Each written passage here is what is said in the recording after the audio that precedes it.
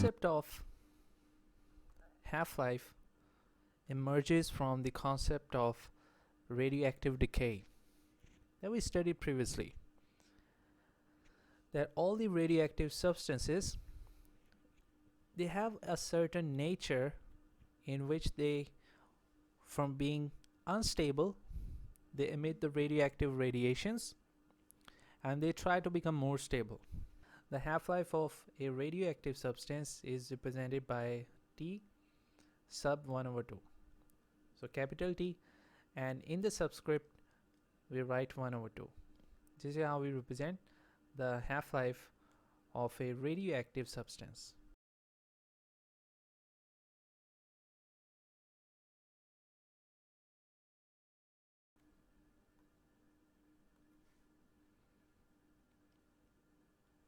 Alright, so this is how we define the half-life.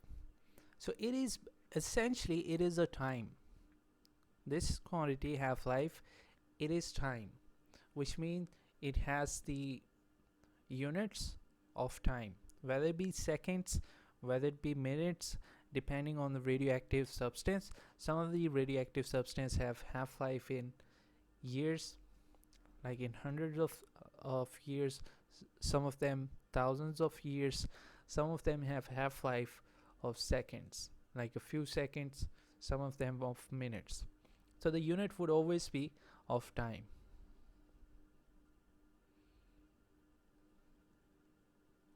In units of time.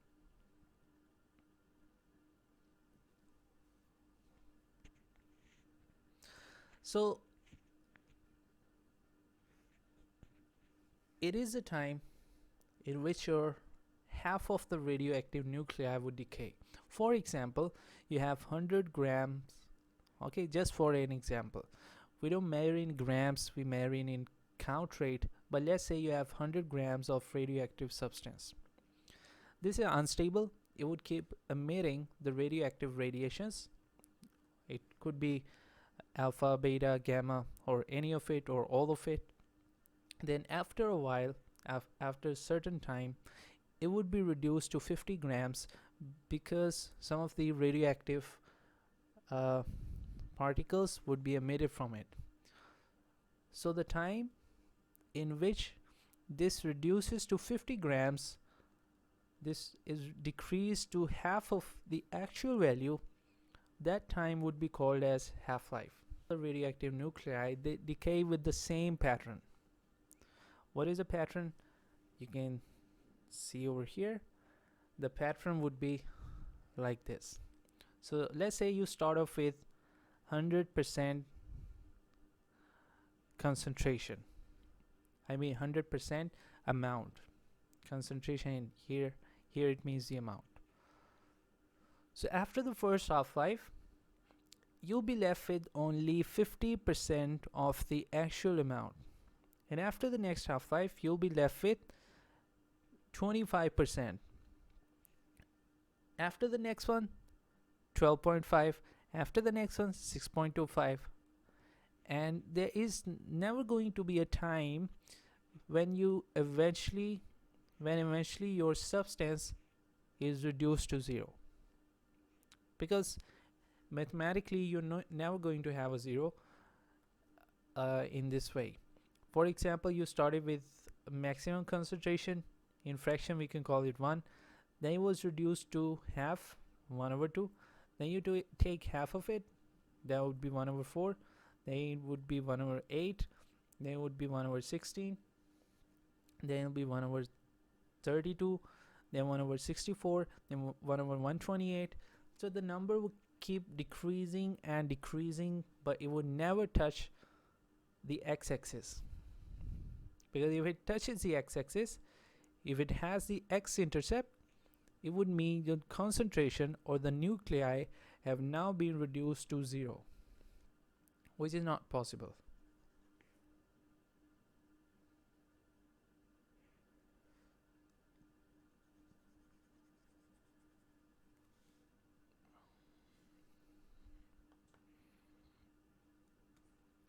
So let's take a look at the next one.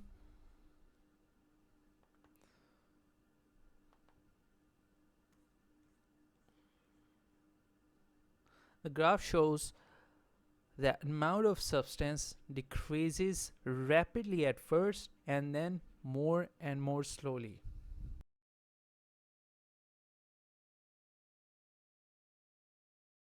Example, what does that mean? For example, you had 100% composition of the radioactive nuclei. You had 100% of it, like whatever the amount was, you have 100% of it. Then it was 100 grams, let's say. Then it was reduced to 50 grams. Then it was reduced to 25 grams after every half-life.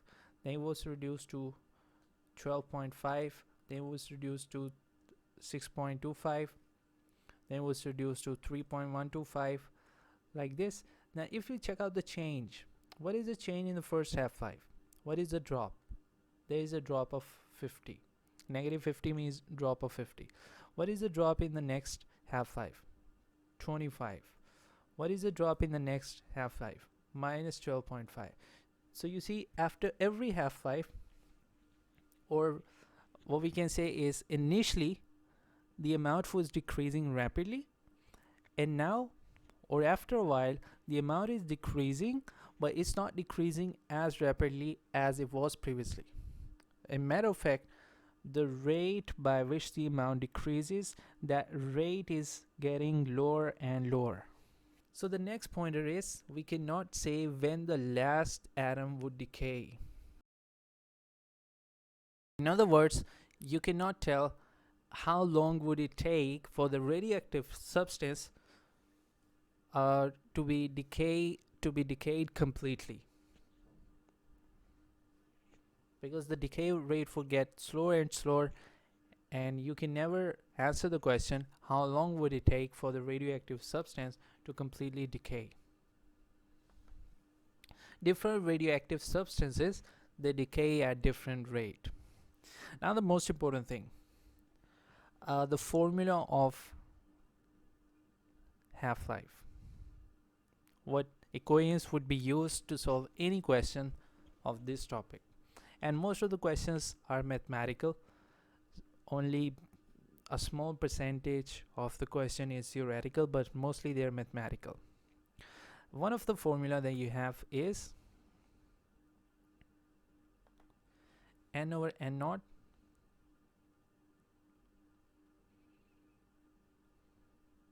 equals 1 over 2 raised to the power n.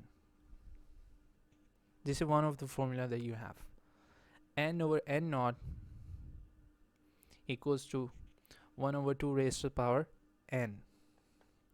Now, what does each letter represent in this one? So n equals the remaining amount. N naught equals the original amount. We left it n. Small n. That represents the number of half-lives that have been passed.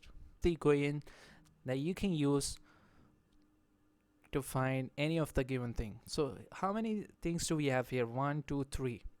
So out of these 3 things, they would give you the value of any 2 of it, and they can always ask you to find the third one.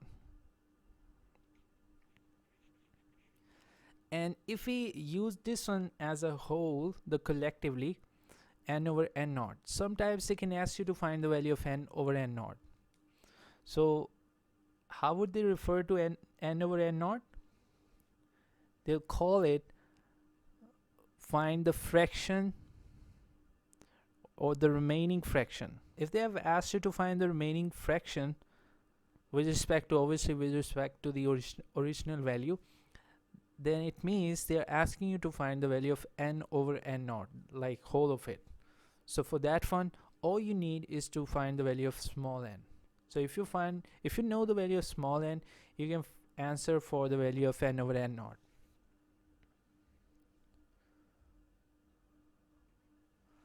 Alright, the next one. If you're not given with the value of number of half-lives directly, there is another formula by which you can find the number of half-lives.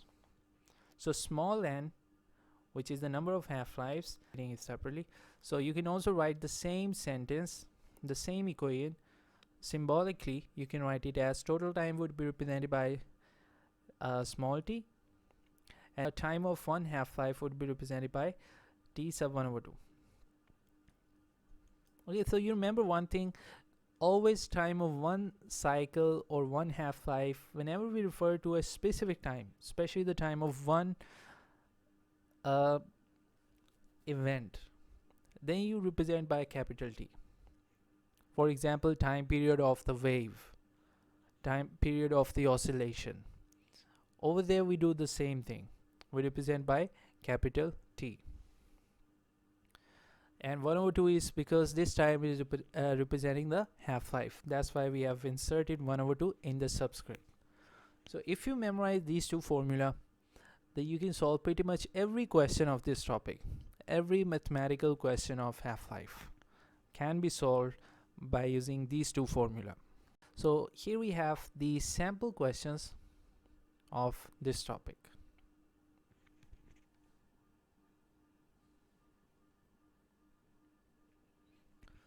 Starting off with the first one, the count rate of a radioactive substance or radioactive source falls from 400 to 50 in 3 minutes. What is a half-life? Now let me tell you one thing.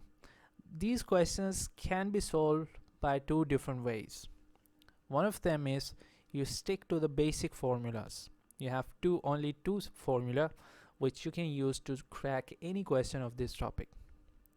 And if you're not comfortable with the formula or you're prone to forgetting the formula, then you can also use simple mathematics to answer these questions. So we'll try both of the methods at least for 1 or 2 questions, and then we'll try to stick with the formula. So the count rate of the radioactive substance or source falls from 400 to 50 in 3 minutes. So what is 400? But even before that, let me write down the two formula that we studied. These are the two formulas that we have for this topic. So let's start off with the first one. 400. Which quantity is being represented here? They are referring to the radioactive source falls from 400, so 400 should have been the actual amount, the original amount. So this is your N naught. 50. 50 refers to the remaining amount. You see, falls from 400 to 50. So you're left with 50. This is your remaining amount. Then what is the time? Yes, it is the small t. Small t is the total time of the process. And matter of fact, if you read the very next sentence, what is the half-life? So they are asking you to find the value of T sub 1/2. So that needs to be found out. And also, from here, we can also say that this should have been the value of total time, small t. So small t is the total time for any number of half-lives. And capital T is the time for a single half-life. And that needs to be found out. So we need to find the value of capital T sub 1/2. And this being the value of small t. So we'll have to use the second formula because we need to find the value of this thing. We need to find the value of this thing. Now the question is, if we try to write down this formula, let me write it down here. We can write down the formula, and the formula can be rearranged because we need to find the value of capital T. We can rearrange it as T sub 1/2 equals small t over n. Now the question is, do we have the value of this thing, small t? Yes, we do have it, which is 3 minutes. But do we have the value of small n? Directly, it's not given. What does small n represent? The number of half-lives. Now you can find it mathematically using the formula. or you can use simple mathematics to find the number of half-lives. Let's do it both ways. First way, we're going to use the formula to find the value of small n. Can we use the first equation? Because I believe we have all the values that will be used in the process. 1/2n. And matter of fact, you can reverse it. You can take reciprocal on both sides. So 2 raised to power n is shifted upwards because you do need the value of n. And this would be divided by 1, which can also be written without divided by 1. Okay, so what is the value of n naught? Original amount, which is 400, divided by, what is the value of n, the remaining amount, 50? And I'm going to get rid of this thing. Divided by 1 doesn't mean anything. So it equals 2 raised to the power n. Now this thing, can we write it as 2 raised to the power n equals, then you see 0 cancelled out by 0, and 5 8s are 40. How do we solve it from here? We can equate the bases on both sides. So we can say 8 can also be written as 2 raised to the power 3. And if the bases are same, we can equate the exponents as well. So n equals 3. Now what does that mean? N equals being equal to 3 means 3 of the half-lives would have been passed in 3 minutes. 3 half-lives would have been passed in 3 minutes. But we need to find the value of half-life. I mean, the answer should have been very clear at this point, but let's do the process. We can now insert this value of small n in the very first equation, because we do have the value of small n. So it would be 3, the value of small t, divided by n. N is also 3. So what are we left with? Well, we are left with 1 with the unit of minutes, because small t was in minutes, so the unit would be carried forward from here. The 3 at the denominator does not have any unit because it is the number of half-lives. Number of something does not have any unit. Like, how many students are there in the classroom? 10. What is the unit? No, the number does not have any unit. So the answer would be 1 minute is a half-life of that radioactive substance. So this is a proper way you can solve the question, and especially if the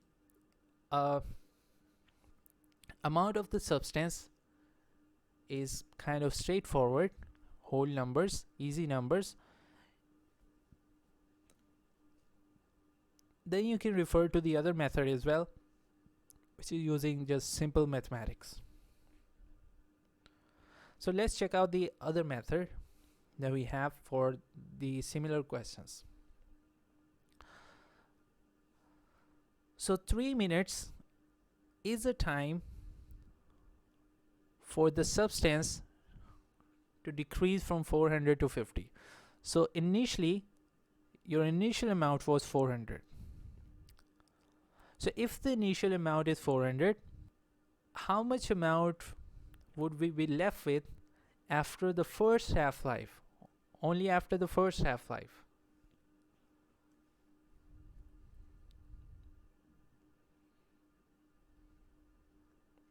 Should it be 200?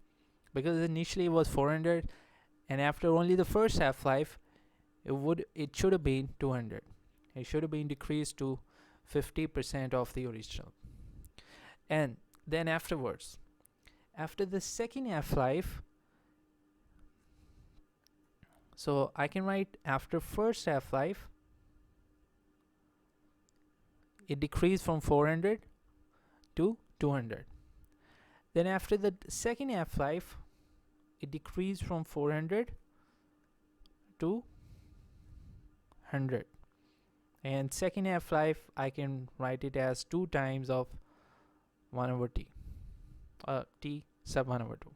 This is the second half-life. After the third half-life, this amount would be reduced to 50. After how many half-lives? After the third one. So as your amount decreases from 400 to 50, how many half-lives have passed? 1, 2, 3. 1 from here to here, second from here to here, and third from here to here. So only after 3 half-lives we get 50 if we start off with 400. So what does that mean? And the total time from 400, as it drops from 400 to 50, was 3 minutes.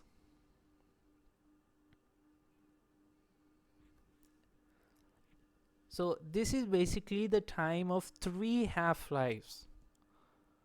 So time of 3 half-lives is 3 minutes. What would be the time of 1 half-life? It would be 3 divided by 3 minutes divided by 3. And you'll be getting the same answer, which is 1 minute. So you see, if you have 1 minute here, 1 minute, and then the second half-life would also take 1 minute, the third half-life would also take 1 minute, only then you can have 3 minutes from 400 all the way till 50. So this is the other way you can solve this question.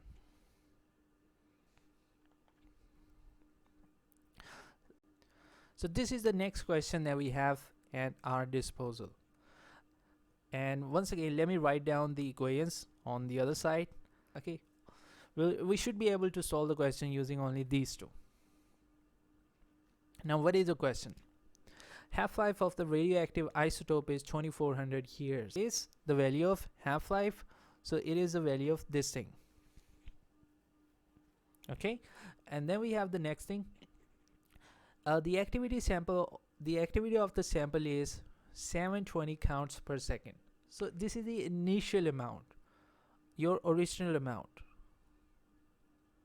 720. How long will it take for the activity to fall to 90 counts per second?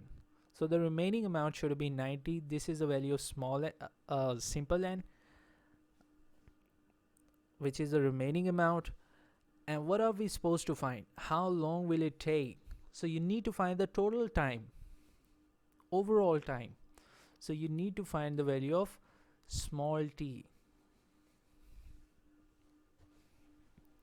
Okay, so you need to find the value of small t. So what is the formula for which we have the quantity small t? We have the first formula. So n equals to t over time for 1 half-life, and then you can rearrange it. This t would equal n times t sub 1 over 2 if you rearrange it in order to make small t the subject, because we need to find the value of small t. Then what is the catch here? The catch is we do have the value of half-life, which is 2400 years, but we do not have the value of number of half-lives. Directly, we don't have the value of number of half-lives. So in order to find the value for number of half-lives, we have to use the other formula as well.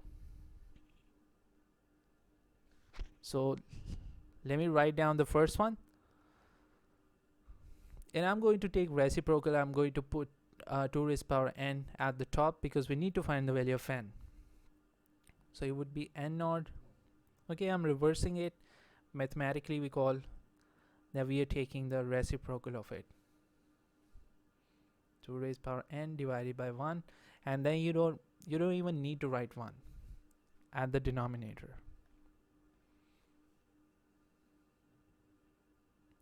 Let's check out. N naught, the original was 720 divided by 90 equals to the 2 raised to the power n. So if you hit it on the calculator, 720 divided by 90, 0 0 cancelled out. 9, how many times are 72? 9 8s are. So 2 raised to the power n equals 8. So the value of n would be, once again you do it the same way, the bases have to be same. 8 can be written as 2 raised to the power 3, so n equals 3. So how many half-lives would have passed? 3. And you can do it the other way. Check it out. So you started off with 720. What you have to do is take half of 720. So what do we get? 2 3s are 6. 360. And then you take half of it once again. You'll be left with 180. And then you take half of it again. Only then you are left with 90. So how many half-lives would have been passed? First, second, third. So you can do it without the formula as well. So the value of small n is 3. So means 3 half-lives have passed, and a single half-life corresponds to 2400 years. Now we use these two values in the formula. T equals, let us insert the values. Small n was 3. Time of one half-life is 2400 years. So what would be the total time? You can hit it on the calculator.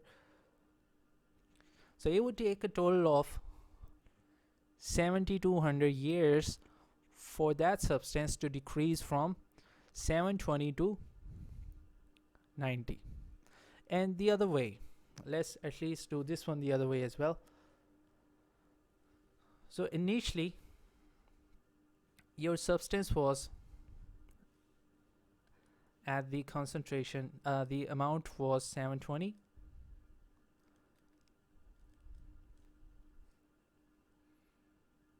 So after the first half-life, it would decrease from 720 to 360. After how many years? 2400 years, because this is a half-life. After further 2400 years, that would drop from 360 to 180. After the next half-life, it would drop from 180 to half of 180, which is 90. After once again 2400 years. So you're supposed to find the total time as it drops from 720 to 90. How long would it take? 2400 years plus 2400 years plus 2400 years. And this way you'll be getting the same answer.